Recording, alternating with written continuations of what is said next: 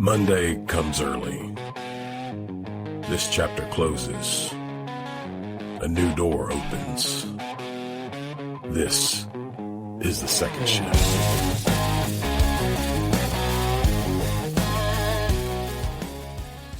You build exactly the life you were supposed to build.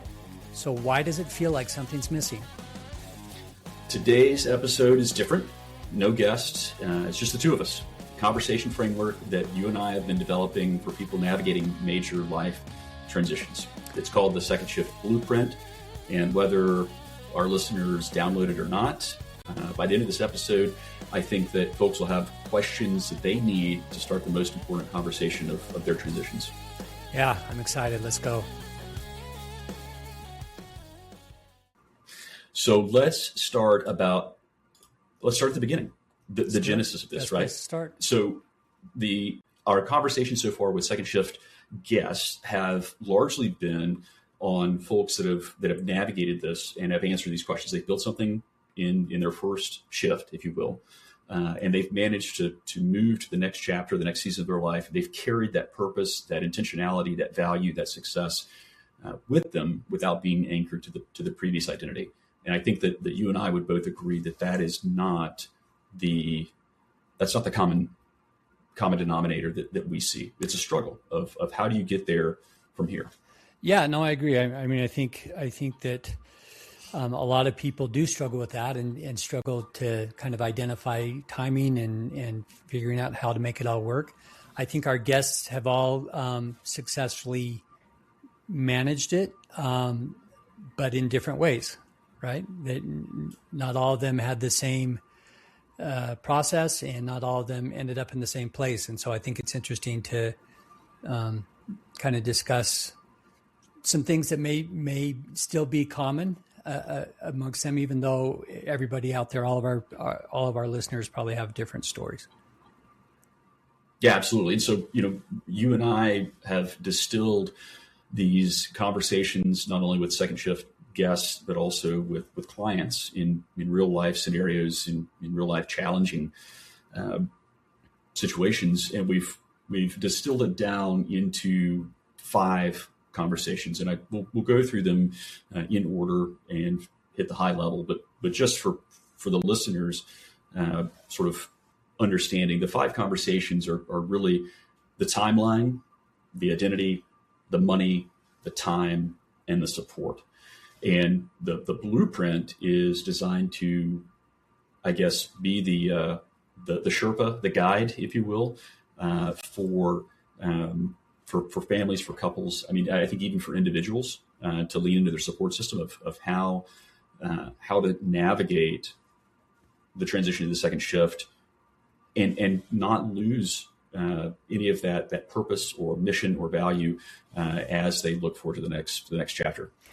Yeah, and we on the blueprint has some rules. Why does it have rules? Why does it need rules?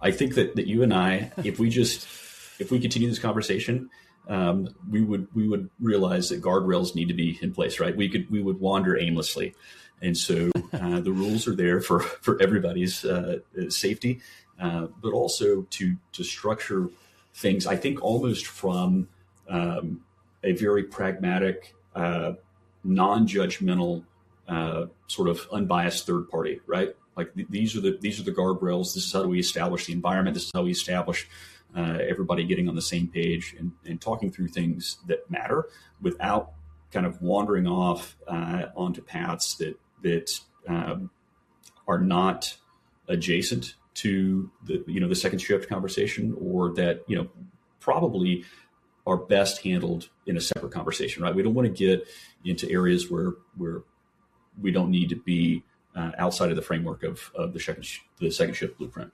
Yeah, in part of why I asked it that way is, we'll read the rules here in a second, so y'all know what we're talking about. But I think one of the surprising, maybe,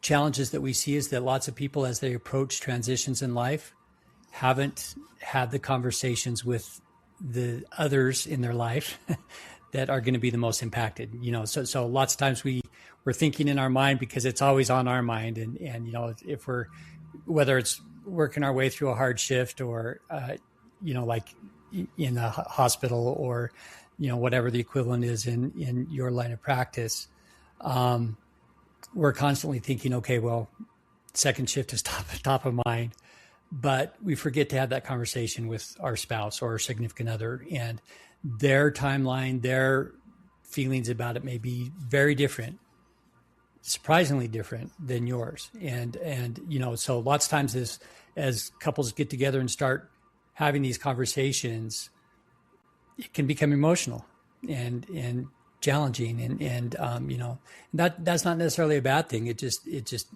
informs that, there's things that need to be addressed and teased out. And, and even in our podcast, we always have to keep reminding ourselves to, okay, well, what is this? How does our guest stories, how did they affect the people behind the scenes? Right. Because it's easy to disregard that, I think. Yeah, I think that's important for just to acknowledge that for a lot of high achievers. I think that your biggest critic, maybe your biggest advocate is yourself, right? Like we do a lot of this dialogue in our own heads, and I think it's easy, like you said, is kind of assuming that the other person in the relationship is on the same page. Well, they've never been let into the page, right, exactly. To begin with. So so the rules, we call them out, and it is rule number one, and they're agreements, right? We're going to agree to these. If we're not going to, there's no enforcer here that's going to break kneecaps if we don't follow rules. But number one is we're on the same side. This is us versus the problem, not me versus you. Number two is no fixing during first answers. Each person gets uninterrupted airtime. Number three, tension equals information. If something gets hot, we note it and keep going. And number four is we can pause without punishment. If either of us needs a break, we take one. We throw out some phrases to kind of help steer that, because I think that in the heat of the moment, it's not easy to say, okay, let's table this and come back. We also recognize that if things get heated or tense, you may have landed on something real, right? It's not a failure. It's a feature of where the work actually begins. Yeah, I especially like rule number 3. And you just addressed it a little bit there, but tension equals information. If something gets hot, we note it and keep going.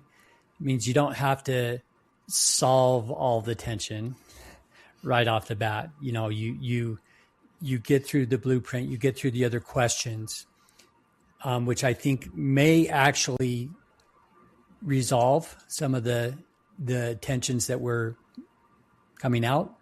And if not, then that's when you can dive deeper and see if you can get on the same page. Yeah. So let's dive in to the conversations. I'll kind of frame them as broad talking points. We'll go from there, and then maybe you and I will work through our own second shift blueprint. There you go. This episode will be our own second shift. So if we get tense, we'll just move on. We'll just move on. We'll table it. Yeah. Yeah. So the first is the timeline conversation, and you alluded to it of maybe one person's ready, maybe one person has a date in mind, maybe the other person doesn't have a clue of what's going on. The question is, when do you each think this transition should happen, and why? And I think that you and I have seen it. One partner in the relationship is ready, maybe the other isn't. Nobody knows they're on different pages. If they're on the same page, they can have vastly different interpretations of the data.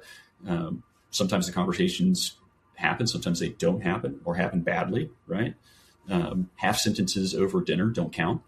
And so I think what I've seen is people aren't confused about what they want most of the time. They're stuck on how to talk about it. Yeah. Yeah, I see it all the time when I'm interviewing both spouses at the same time of my planning clients. It's, it's the side look and really, that's what that's when you wanted to retire. And the other spouse saying, yeah, and so I think it does happen a lot that, we don't know necessarily, the people that we should know the best. We often don't know what they're thinking. And that's just because we don't take the time to communicate it. And so this is prompting that. So let's talk about the specifics that I think that I think from a timeline conversation, because to your point, the sideways glances in real life client conversations, if they happen all the time, they happen more than we would like to think or admit, and I think most of it can be attributed to timeline or the misunderstanding of the timing of such things. And so we call out in the blueprint fidelity investments. So 45% of couples disagree on timing. I would say most don't know they disagree, right? The other, I guess, pattern is the one more year, right? Perpetually delaying because the psychological math never feels right. And I want to land here because something that you and I have talked about as far as sunk costs, as far as giving up an identity, because well, if I just hang on one more year of the title, next year will feel better.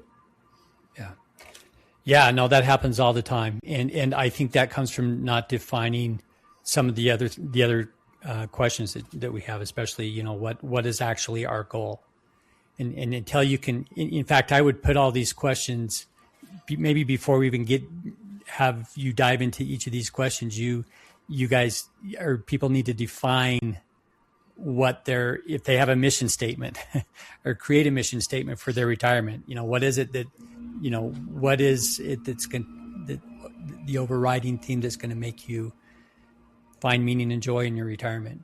And then the whole one more year thing, maybe, instead of shifting that goalpost and saying, okay, well, we're going to move it back a little bit because our goalposts keep shifting. You once you realize that you're there, you can pull the trigger.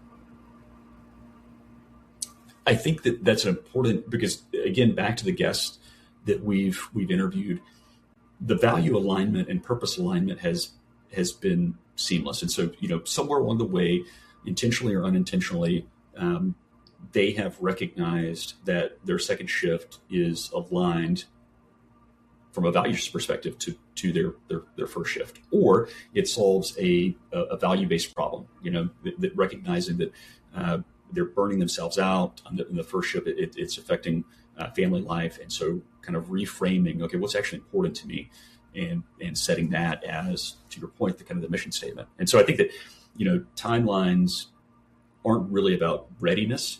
If people think it's about readiness, like, oh, am I financially ready? Am I mentally ready? I don't know that it's so much about readiness. I would say it's more about fear, right? Understanding kind of what each partner is afraid of is key. Waiting too long, missing the window, moving too fast, regretting it. Talking about that and working through that reveals more than any date on a calendar. And so, we could pick a couple of these conversation prompts to highlight. And I'm curious, what would you lead with? Or I guess in your experience, either clients or personally, where would you start? Where would you start? I'm just reading through them. As I'm doing so, we should probably, we were going to say this at the end, but we should probably tell people at the beginning where to find the blueprint. So, if they want to download it, they can follow along with what we're talking about. You can go to the secondshiftpodcast.com and you'll see a link to download the Second Shift Blueprint. Yeah, I mean, for me, I think the first one's important. And the first one says, when do you realistically imagine this transition happening, and not just in a few years. Don't say a few. You got to be more. Say the actual time frame. It's going to be 6 months. It's going to be 1 year. It's going to be 3 years, or whatever it is. And because that's a goal. A few is a just, I don't even know the word, but it's not specific enough to be helpful. Yeah. And what I think a lot of people will be surprised at is that they both partners want to retire. They have that in mind. One might be 6 months and the other one might be 4 years. And so, trying to get on the same page with that is very important, I think. So, and I think that I would agree that naming the timeline is important. And I think the counter to that, that's a ditch on one side of the road of like this, it's 6 months and 17 days from now. The ditch on the other side of the road, for me at least, is, what are you afraid of will happen if we move too fast, right? Like I'm a planner, and I'm an analyzer, and you get into this paralysis that, well, if we go too fast, what if this happens? What if this happens? And you can actually end up, derailing the whole plan by trying to focus on a problem that really isn't a problem, right? Like it's this is a fear of moving too fast, but what is that? What about moving too fast is actually causing the tension or the stress? So that prompt stands out to me personally, because it forces me to admit that, well, if we move too fast, maybe I miss an opportunity, or maybe I'm not ready to do this, or maybe we get into another topic like identity. Maybe I'm not ready to surrender the title. Yeah, I think it would be interesting if you have one partner that says 6 months and the other partner says 4 years. That leads into those questions. So you're asking, because one partner is maybe afraid of waiting too long, the other partner is afraid of moving too fast.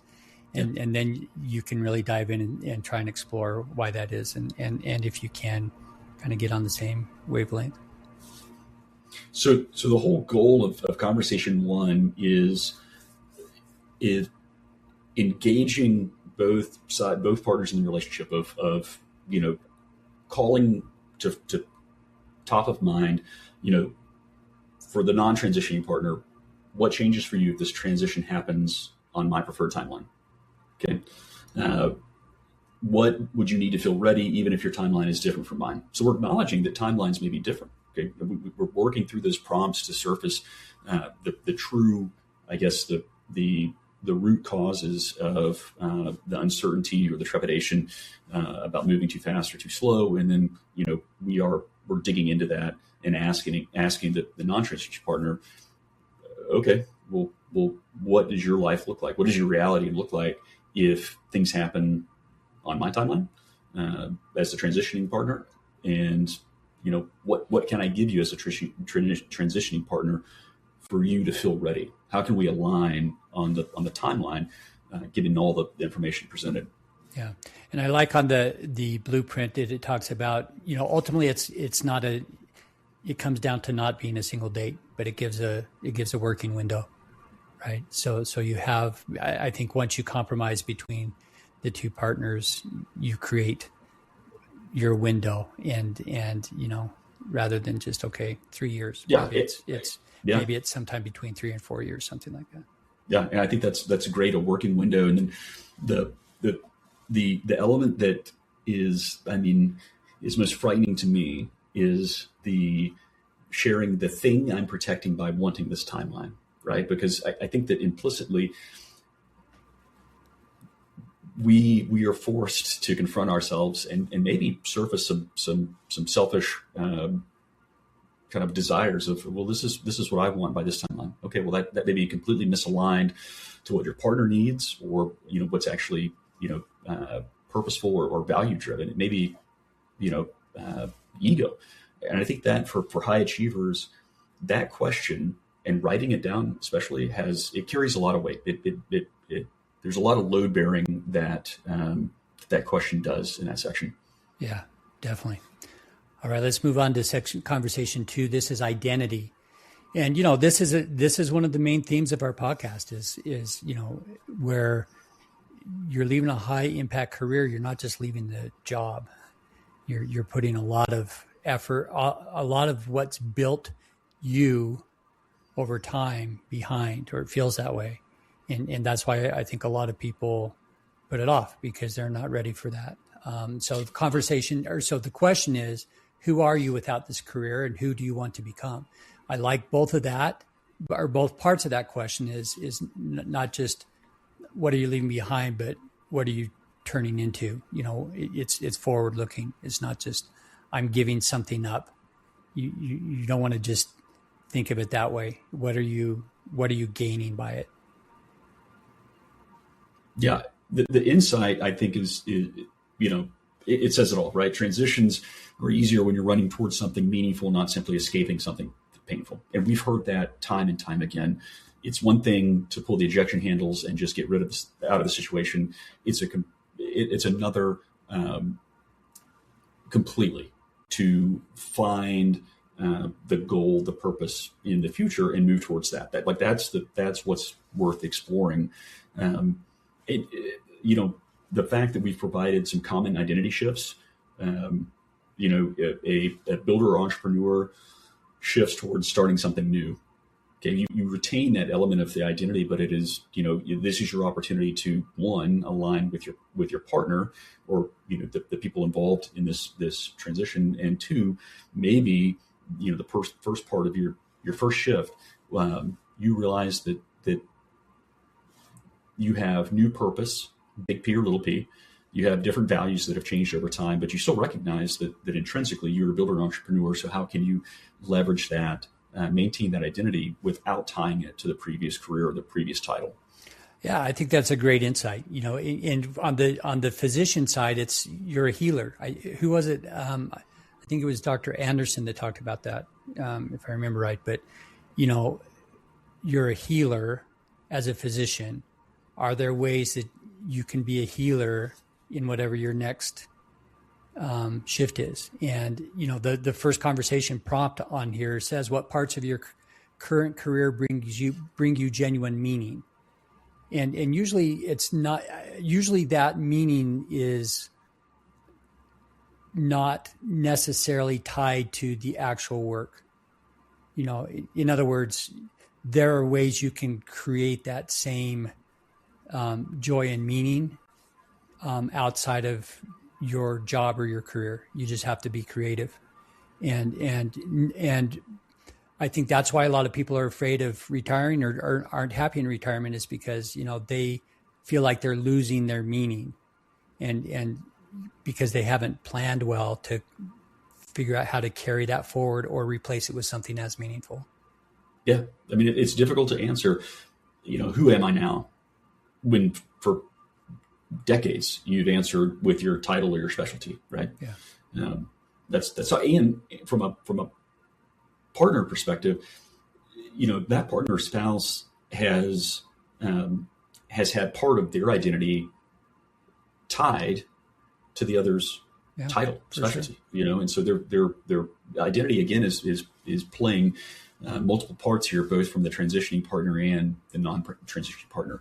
And I think that, when we call it out, the identity I'm leaving behind, the identity I'm moving toward, the part of my current identity I want to keep, those are questions that are intentionally asked of both partners. Yeah. Because the interplay here is something that often gets overlooked. Yeah, for sure. I mean, we very often don't think about how the other partner identifies with our personal identity. So yeah, very good point. So conversation 3. It's where the I think that we would feel most comfortable in is around money. What does enough look like for our household? We stated explicitly, this is not a budgeting exercise. This is a values conversation.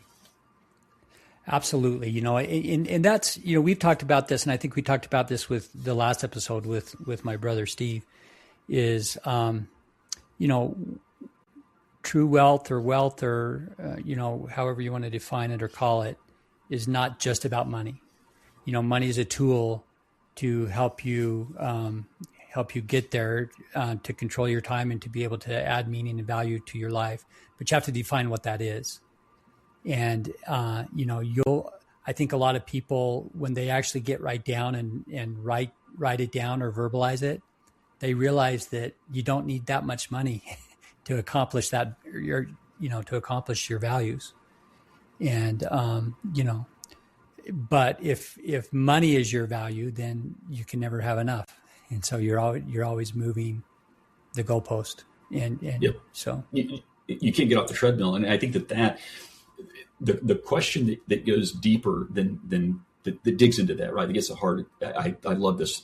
Is your sense of security based on the money we have or on our ability to earn more if needed, right? Because I think that when you hang up that human capital and you move away from it, that creates an anxiety that it sometimes is difficult to overcome when you and I have seen it. We present, rigorous, beautifully closed form solution financial plans in black and white, right? The numbers don't lie, but the behavioral finance, the emotions, the psychology behind it, it's hard to disregard the fact that you are leaving your human capital behind and you're moving away from the ability sometimes to earn more if you need it.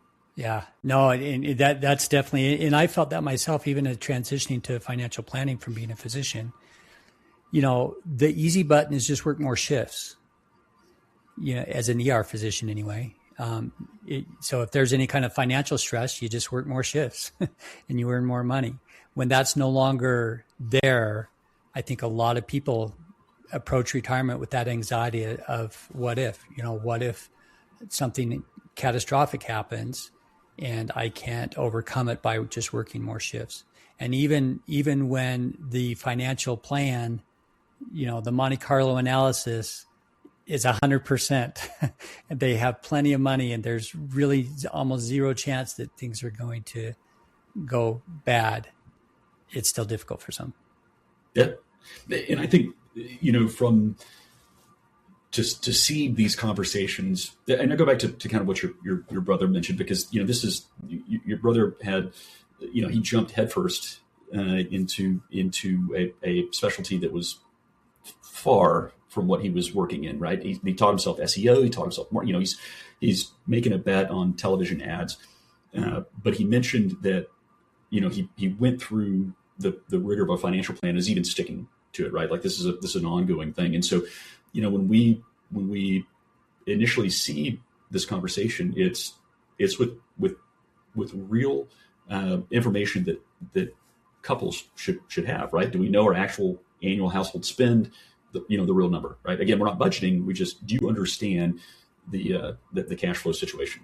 Have we modeled what our financial looks like without the primary income? Again, maybe to alleviate the concern over leaving behind an income ability. And all these questions allow us to get to kind of the heart of it, right? At the individual level, what is the definition of enough? Knowing all of the quantified elements, can I now say, well, this is enough? And I don't need to say dollar amount, but I need to say, okay, well, it's enough that we have a fallback plan, or it's enough that, okay, I see that there is, a continued ability to earn if needed.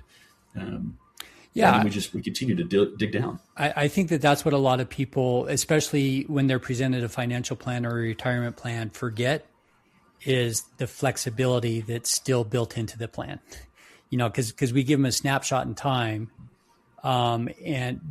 but we also have to remember that if the market goes bad, you can spend less, or if things are going great, you can spend more, and just like we do during our regular life. We adjust and we adapt and we move forward, and that's part of it. It doesn't end in retirement. You still have to. There's still adjustments and surprises, and good surprises and bad surprises that you just have to deal with, but creating those guardrails and knowing, okay, well, what would be our worst case scenario versus what would be our best case scenario. I think being able to define that from a financial perspective can help do a lot to ease that anxiety. And I think, you hit the nail on the head with it's dynamic, it's living, right? It's not a one time and done. It is adapting to the current situation. It's updating based off of assumptions that may be proven valid or invalid.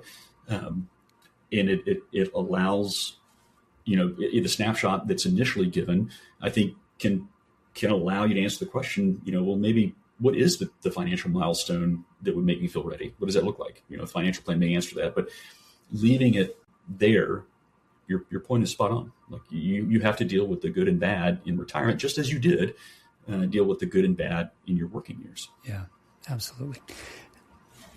All right, conversation number 4 is what do you expect daily life to look like after this transition? Now, this is something that I think a lot of people don't think about. They just, it's like, I can't wait to retire. I'm going to retire. And then when they retire, it's like, okay, I'm retired. Now what do I do? And by the way, my spouse who hasn't been used to seeing me for, so many hours a day and has their own life that they've grown accustomed to. Yeah. I'm in the way. So having, I think this is maybe one of the most important in terms of actual happiness with like day-to-day happiness. This conversation has to happen. Oh, 100%, right? Like this is we say it, right? The most dangerous assumption is that your partner shares your vision, right? This is an exercise in managing expectations. And the prompt that I love is like, hey, what would a typical Tuesday look like after this change? And if you haven't thought through that, then I mean, that answers a lot of questions that you just brought up. Of like, oh man, I'm going to be consistently underfoot. I don't know if that's a good thing or a bad thing. Yeah. No, I mean, I've met, in our profession also as financial planners, we have conversations with people, but people that I just know in my social circle, it's interesting how much friction retirement causes among couples, because honestly, the person who, there's different scenarios, right? Where one person retires early and the other one is still working, or where the other one was maybe not working, but had their own agenda and routine that the working partner had no idea about. And so it's like, okay, well, yeah, Tuesday we're going to go golfing. And no, I'm not going to go golfing. I have such and such and such that I do on Tuesdays. And so, yeah, just understanding your partner's schedule, just at that very level, would save some conflict. The level is important, and I see that. Again, the side eye in the client meetings. When, what do you want to do in retirement? Oh, we want to travel. No. Like, what do you want to do on Tuesday? Yeah. And then they go through, and it's just sort of eye opening of like, well, gosh, I have these broad ideas of, spending more time with grandkids or traveling or whatever. But, the vast majority of time is going to be spent in not those pursuits. Yeah. And you're absolutely right that we don't spend enough time talking through that and sort of understanding what that reality looks like. Yeah. And I think a lot of people also, as they approach that, they assume that their spouse will like the same things that they like. Every Tuesday we're going to go golfing. Well, I don't like to golf. Yeah. I've got something, and so I think sorting that out ahead of time, just, it's always worked before because you've had your different lives kind of living concurrently in the same house, but now you've got to blend those and it can be a challenge. Yeah. And I think the blueprint, I think to its credit does a good job when we structure conversations and we get down into writing it down. I think there's power behind writing something out, because as I see this playing out, specifically bringing to the forefront what I'm most looking forward to about the change in daily life. This isn't the change in retirement. This is daily life. That nobody thinks about that. And then the second is what I'm most worried about. And I think that's a difficult. There's a lot of reflection that needs to go into that, but it's that tension or uncertainty that needs to be surfaced by both sides, right, and then discussed to resolve. Yeah, one of the conversation prompts I really like, it says, what does together time look like in this new structure? But on the flip side of that, what does separate time look like in this structure? Because, if you're used to having a lot of separate time, you may not want as much together time as you think you do.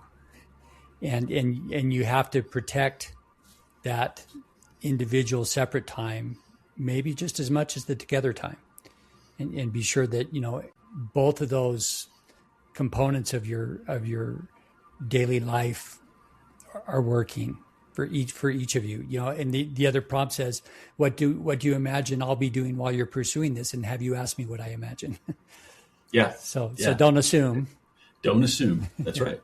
And I think that sort of is a natural lead into the last conversation of support, right? As we've had these conversations, we're sort of building this foundational support structure for the partners. Now, the blueprint kind of expands that with the menu, which is kind of a list of common needs that each partner can circle. Things like emotional reassurance, flexibility with responsibilities. You pick your top three and then you share. Well, you've worked through these conversations, hopefully in a manner that not only has revealed information about each other, but probably has revealed information about you, so that when you get to the support, you can answer honestly and build these support systems and structures that actually match to reality, not just what you sort of imagined before you began the exercise. Yeah, one of the conversation prompts on this one that I really like, it's labeled as for the non-transitioning partner, but it's what do I need to feel like a partner in this, not just a spectator? Yeah. Super important, I mean, because now both of your lives are changing dramatically. It can't just be one side dictating. So I think that was really important. I think that I'm just thinking, man, that that's heavy, right? Because again, it brings out vulnerability to acknowledge that, and then you have to, as the transitioning partner who's presumably leaving a high identity, high achieving career, like you have to shed that hubris to accept the fact that somebody that's I mean, you're tied to the hip in this transition, has come to you and said, this is my, what I need to feel like I'm a valued partner in this, not just like it says, a spectatar, cheering you on in the sidelines. And the other thing is, the other one I like is, how will we know if this isn't working, and what will we do? And again, if we're talking about what we talked about with the money transition and being flexible, applies here as well, right? So we have a plan going into it. It may not be the right plan, but we won't know that until we actually get into it. And so defining that ahead of time, at least defining how you're going to handle that ahead of time, will save pain down the road. I think is just saying, okay, let's, and to me, that implies you're going to have more than one conversation, right? This isn't the end. This is the beginning, where as you're going through first month, first year, first 2 or 3 years out, let's revisit this and see where we're at and see what we need to do to adjust it. I will leave this may, of all of the written answers, this may be the best that we've included is the kind of support that actually doesn't help. Because I know in my own world, I have solved all the problems. Like I have developed the support that will be the most helpful. Like I've done this. Like this is what I do.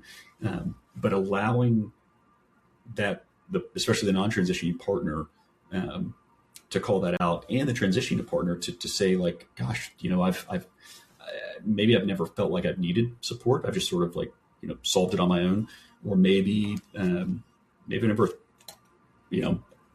had the I guess my internal reckoning to ask myself that of what does support look like for both parties. I mean, I love that question for a variety of reasons. It's a powerful question. Yeah, for sure. So we've done this, Brian. You and I have executed the blueprint. Well done. We get to an alignment snapshot. What is the purpose of the alignment snapshot? I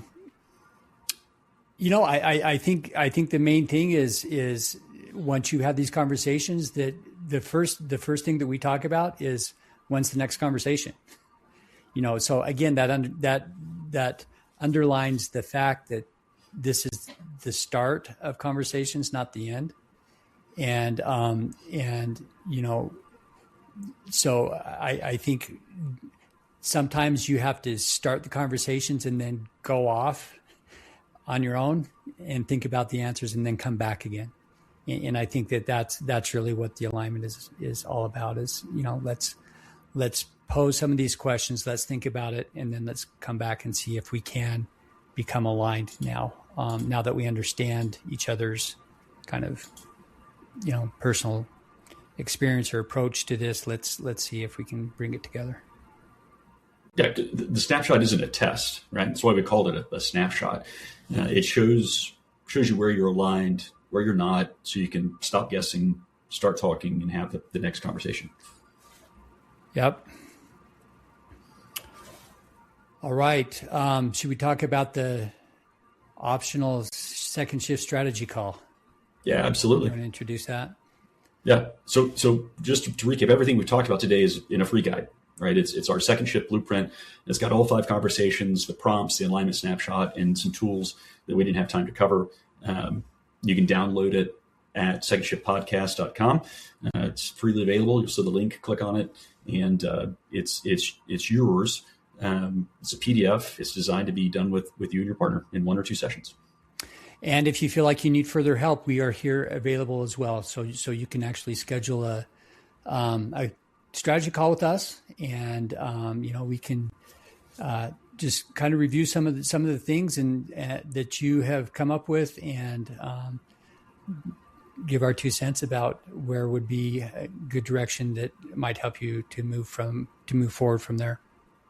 Yeah, no pitch, no pressure. It's a diagnostic conversation to help you figure out maybe the questions that you should be asking that the blueprint didn't cover specifically for your situation.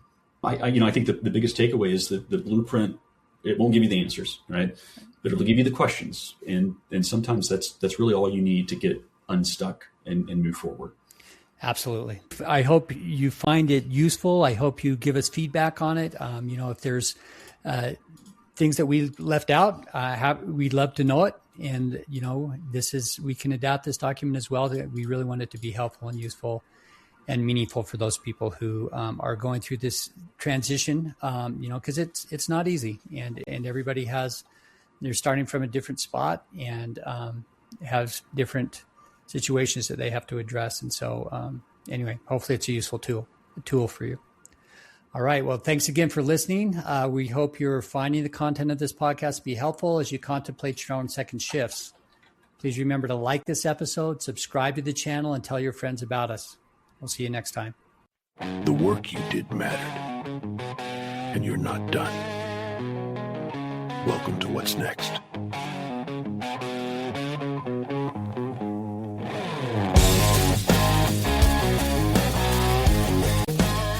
Thank you for listening to The Second Shift. If this conversation landed with you, please download our free guide called The Second Shift Blueprint.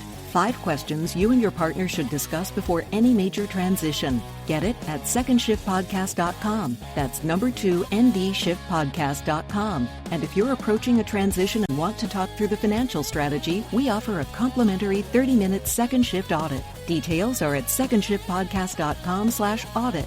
Join us next week for another great episode. And remember, your life and identity doesn't end with retirement. It's just entering its second shift. The content shared in this podcast is intended for educational and entertainment purposes only and should not be considered personal financial advice. You should always consult with a financial professional to determine what is appropriate for your individual circumstances.